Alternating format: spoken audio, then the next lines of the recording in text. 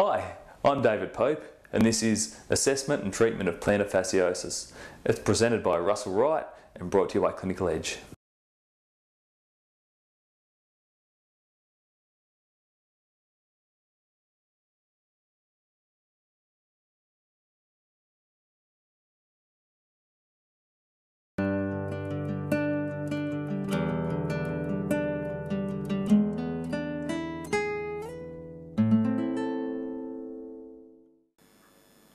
Hi, my name's Russell Wright. I'm a physiotherapist and I have the fortunate condition of having a continuously blocked nose, which is ideal for treating feet.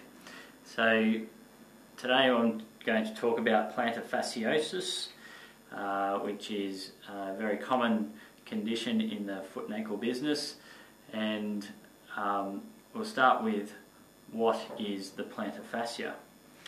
Plantar fascia is a thick band of connective tissue which starts at the medial calcaneal tubercle of the calcaneus and runs to the 5 proximal phalanges of your foot.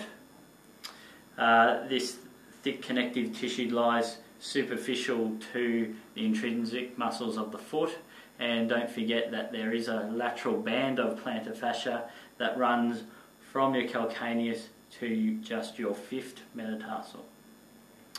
The role of the plantar fascia is it assists in propulsion during walking, and that happens via the windlass mechanism. So if when you're going to push off with walking, your metatarsals extend, and that then wraps the plantar fascia around the metatarsophalangeal joint, creating a bowstringing from the origin, which locks up the midfoot for a rigid lever of the foot to push off. It also aids in the shock absorbing role of the foot in walking and running when your foot rolls into pronation. So what is plantar fasciosis? It's proposed that the plantar fascia is a tissue overload condition, and what we know is that it's got a similar degenerative collagen profile as tendinosis. So the onset of plantar fasciosis can come from non-optimal motor recruitment strategies, and this is usually in standing, walking or running.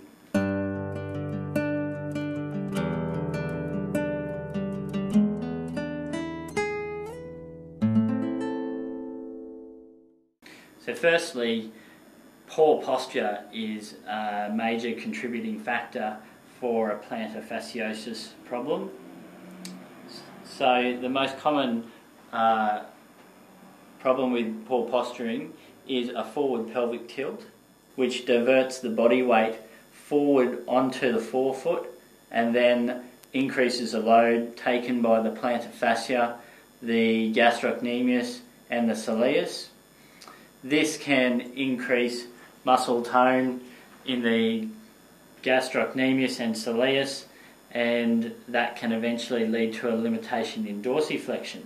The dorsiflexion limitation can then pose a problem in walking and running due to tissue being more overloaded, while instead of the ankle dorsiflexing, the foot then has to pronate more.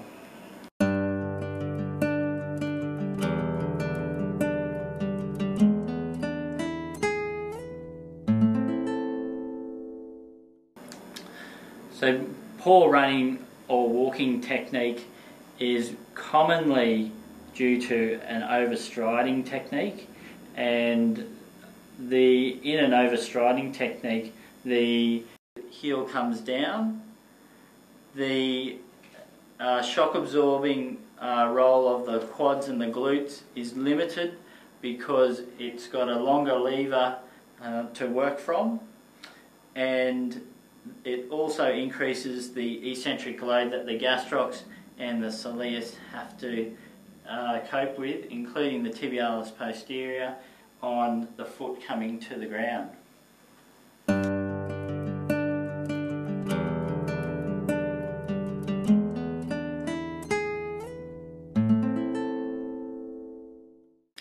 These chronic inefficiencies can eventually manifest in plantar fascia pain after maybe a sudden increase in usual activity, such as moving house or going on a walking or sightseeing holiday, trying to get fit, or just going up and down more hills than usual.